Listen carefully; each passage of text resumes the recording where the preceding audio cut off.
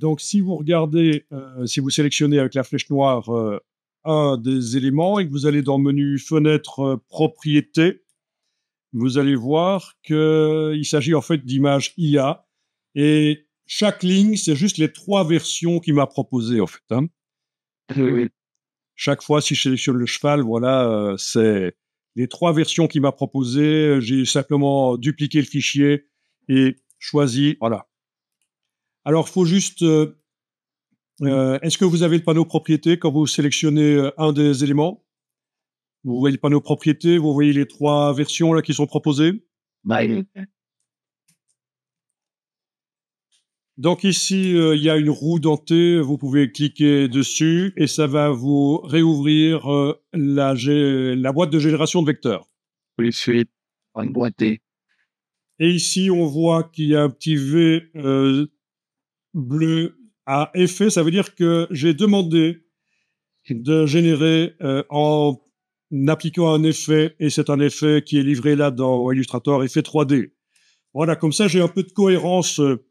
Ils ont tous été créés avec cet effet 3D. Donc c'est pas la vraie 3D de Illustrator, hein, c'est juste que ça donne un effet d'objet en 3D, quoi, comme si ça avait été fait avec un logiciel 3D.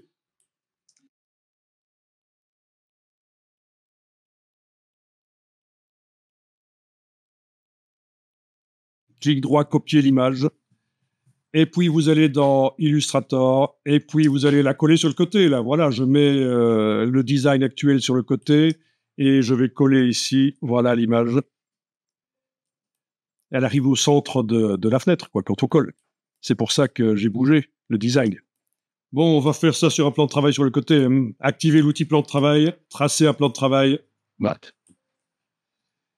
Ensuite, vous activez l'outil rectangle et vous tracez un petit rectangle sur le plan de travail. Vous voyez à peu près la taille de ce que j'ai fait avant, quoi. Le rectangle est sélectionné avec la flèche noire. Il est sélectionné. Au niveau de la couleur, ça n'a pas d'importance, mais je vous montre ici que je pourrais lui donner la couleur que je veux. Ça va de façon disparaître. C'est juste pour déterminer la taille de ce que je vais générer par IA. Alors ensuite, vous allez dans le menu Objet et dans Générer des vecteurs. Demandez ici de générer quelque chose. C'est vous qui voyez.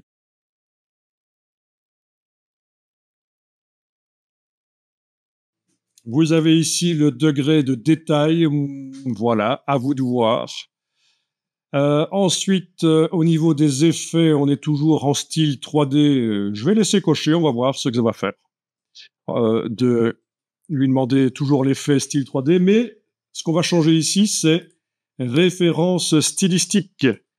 Dans référence stylistique, vous allez devoir cliquer sur choisir une ressource. Et là, vous allez, avec la pipette qu'il vous propose là, vous allez cliquer sur l'image que vous avez collée. Donc ça peut être des vecteurs, ça peut être des pixels. Ici, c'est des pixels. Ça vient du web. Voilà. Donc là, il vous indique que l'image que vous êtes allé chercher est en tant que référence stylistique. Voilà. Mais cliquez sur Générer. Voilà. Donc je vais zoomer. Avec la flèche noire et la touche Alt, la touche Option, je déplace, ça fait une copie, je déplace encore. Dans le panneau Propriété, pour celui à droite ici qui est sélectionné, je vais dire que j'affiche celui de droite. Celui du milieu, j'affiche celui du milieu. Je clique à côté de tout et voilà, ça c'est mes 3 versions. Donc ça, c'est ce qui m'a fait sur base de la référence stylistique que je lui avais donnée, quoi. Vraiment, ouais.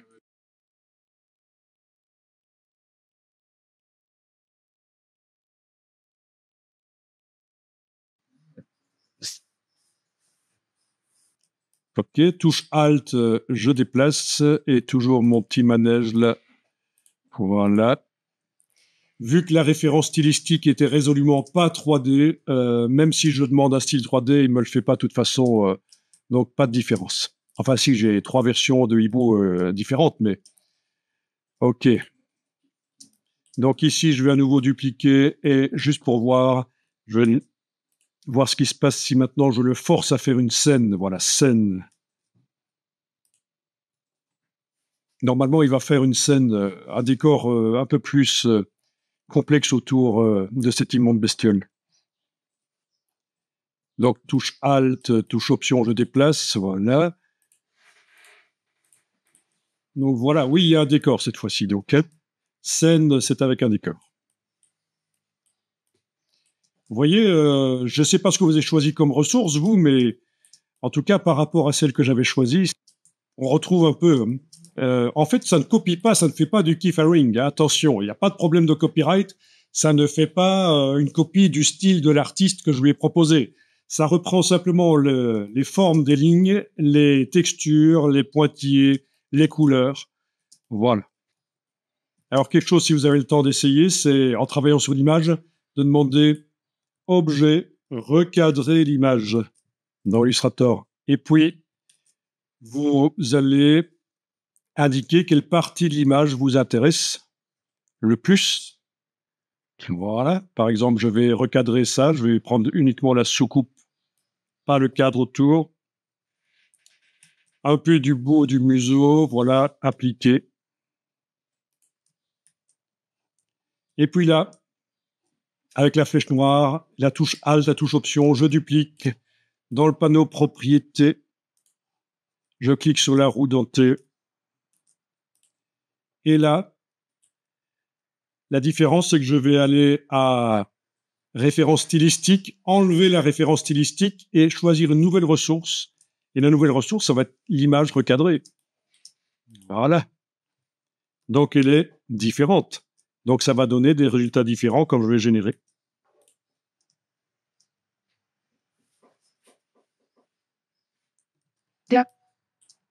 Voilà. Je duplique.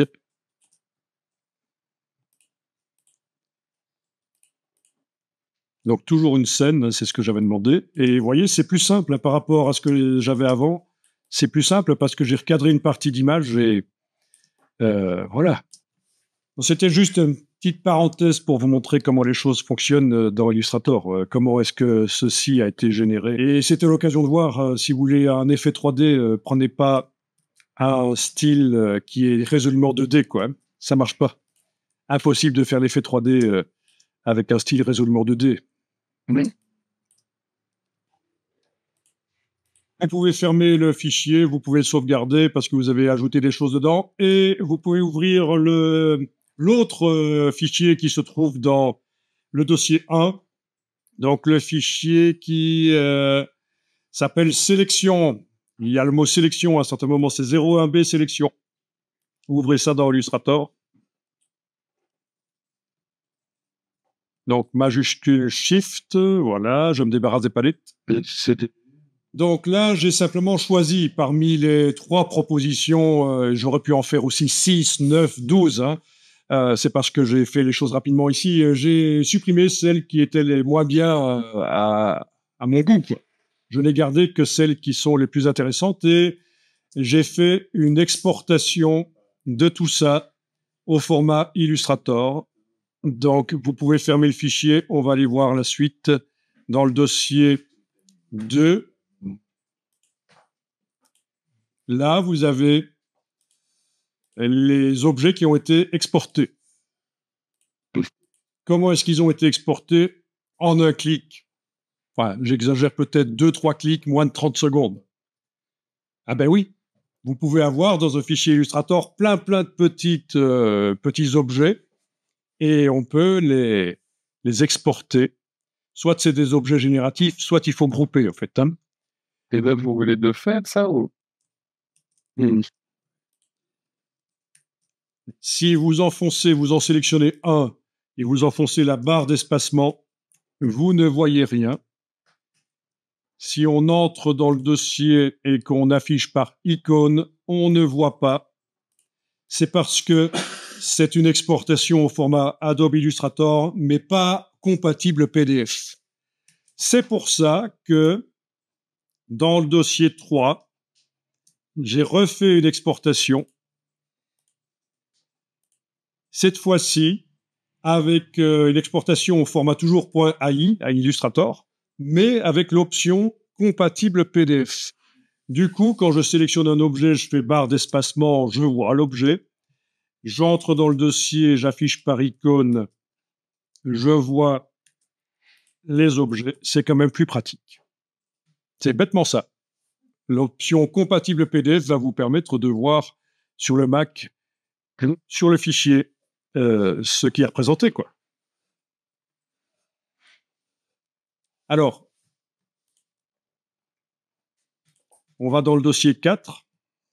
Donc, si ça vous intéresse de voir comment tout ça a été fait, je vous fournirai l'enregistrement de la procédure. Parce que tout ça, je l'ai enregistré, c'est en vidéo pour ceux ou celles que ça intéresserait. Mais j'imagine que vous avez plein d'autres choses à faire, évidemment, mais voilà, c'est disponible. Comme je le dis chaque fois, je devrais chaque fois le dire d'ailleurs, parce que je me suis fait une fois engueuler par quelqu'un qui m'a dit « Vous pensez qu'on a que ça à faire? J'ai la nourriture à faire à la maison, les enfants, mon mari, blablabla. » Alors, normalement, quand je propose des choses, maintenant, je dis toujours « si vous en avez l'envie et si vous avez le temps ». Non, mais vous vous rendez pas compte. Mais non, je me suis vraiment fait remettre à ma place parce que et donc maintenant je dois normalement prononcer cette phrase quand je parle de ressources non obligatoires externes qui sont proposées. Oui, soyons diplomates, même si l'époque n'est pas trop à la diplomatie, mais bon. Alors, dossier 4, c'est une exportation PNG au départ de Illustrator. C'est du ping, c'est des pixels, parce qu'en fait, pour Photoshop, pour ce qu'on veut faire, il faut du pixel. Voilà.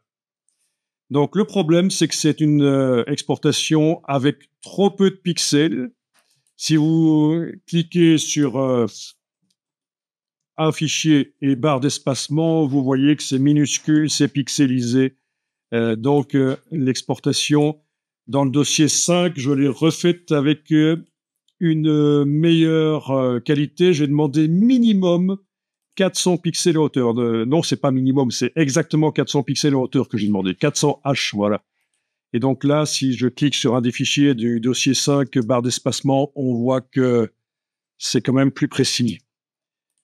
Ben oui. Ensuite, dossier 6, c'est chaque fois, c'est le duplicata en fait du dossier 5. Le dossier 6, la différence, je vais juste nommer les choses, parce qu'évidemment, je vais avoir besoin de ça pour les variables. Et j'ai donné exactement le nom qui apparaissait dans les listes de choix dans le formulaire, vous voyez? Ouais. Exactement. Pas une majuscule là où il y avait une minuscule ou quoi, parce que ça ne passerait pas. Parce que le fichier des réponses, il contient exactement ces noms-là. En fait. Et vous avez même vu hein, dans le questionnaire, ça terminait par .png. OK. Bon, ben écoutez, ce serait intéressant de voir comment on génère toutes ces images PNG au départ du fichier Illustrator. Donc, finalement, votre document là qui s'appelait 01B sélection dans le dossier 1, vous l'ouvrez. Si vous l'aviez fermé, je vous avais dit de le fermer, donc voilà. Comment est-ce qu'on peut, en 2-3 clics, générer plein de fichiers au départ de tout ce qui est là? Ceux qui connaissent pas, ils vont devoir faire du copier-coller. Ils sélectionnent un truc, édition copier, fichier nouveau document, édition coller. Déjà là, il y en a 9. Imaginez, vous en avez beaucoup plus que 9 des fichiers exportés. Ça va être pénible. Hein. Est-ce que vous avez une idée? Non? Quand c'est ouais, c'est pas exporté, c'est Alors, tu vois exporter la sélection quelque part? dans fichier. Dans fichier, exporter la sélection. Oui, ça pourrait marcher. Oui, exporter pour les écrans. Oui, ça pourrait marcher. Mais il y a une autre solution. Mais ça pourrait marcher. C'est fenêtre, exportation de ressources. Il y a un panneau spécial pour ça. Fenêtre, exportation de ressources. Et là, vous voyez qu'en fait, ils ont déjà été glissés dedans. Hein. Ça a été enregistré dans le document, je les avais glissés dedans. C'est ça. Ah oui, sauf le dernier, là. il ne doit pas être exporté. En fait, c'est une erreur, c'est tout. Je vais le backer, comme on dit. Voilà.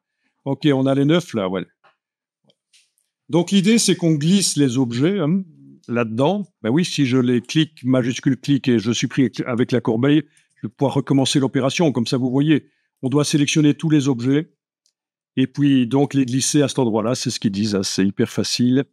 Voilà. Si vous n'avez pas groupé, si votre chat, là, par exemple, n'est pas groupé, si les yeux sont pas groupés avec le reste du corps, vous allez avoir les yeux d'un côté et le reste du corps du chat de l'autre côté. Donc, il faut faire des groupes.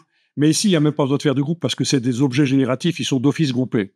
Mais sachez-le, si vous voulez faire ça, c'est des groupes qu'on exporte en général. Hein. Un objet génératif, c'est une sorte de groupe, en fait. Alors, une fois qu'on a ça, il faut faire clic, majuscule clic, il faut tout sélectionner, en fait, voilà. Et puis, il faut choisir, et c'est ce que j'ai déjà fait ici, PNG, voilà, vous avez le choix, vous pouvez exporter en JPEG si vous voulez, mais JPEG, il n'y a pas de transparence. SVG, PDF, et pour Photoshop, il nous faut du pixel, et tant qu'à faire, je prends du pixel avec de la transparence autour, le ping. Voilà, ici, c'est là qu'on peut demander une hauteur minimale. C'est moi qui ai tapé 400, je pense. Il est venu d'office avec 400. On peut dire à quelle précision on l'exporte, quoi. Voilà. Et puis on clique sur exporter, il va nous demander où on l'exporte, et dans le dossier, vous allez récupérer tous vos PNG 400 pixels, comme ceux que je vous ai fournis, en fait. Comme ça, vous voyez la procédure. Hein. Vous voyez que il y a une règle en infographie et en informatique en général. Si vous faites quelque chose de répétitif et ennuyeux, c'est pas normal. Il y a toujours un système qui est prévu pour éviter de faire des choses ennuyeuses. Je pèse mes mots. Alors, compatible PDF, c'est autre chose. Hein. Compatible PDF, ici j'ai cliqué sur ajouter une échelle, c'était quand on était au format Illustrator, mais pour Photoshop, pour les variables, ça ne marchera pas, du format Illustrator. Mais enfin, vous voyez, c'est ici que ça va se passer, et il y a des options quelque part. Ok. Oui, c'est ici, sur la petite boîte qu'on avait vue tout à l'heure quand on avait fait le fichier, la première solution dont tu avais parlé là. Voilà.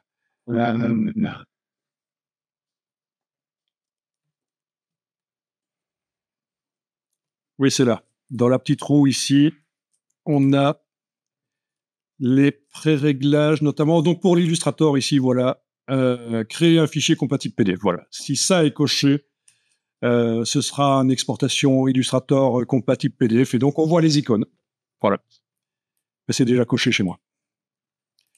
Bon, ça a l'air un peu complexe, mais ça aide vraiment, ce genre de choses. Bon, ceux qui font du web aussi, hein. Ceux qui font du web, ils utilisent beaucoup ça, forcément. Ceux qui font des interfaces pour le web dans Illustrator.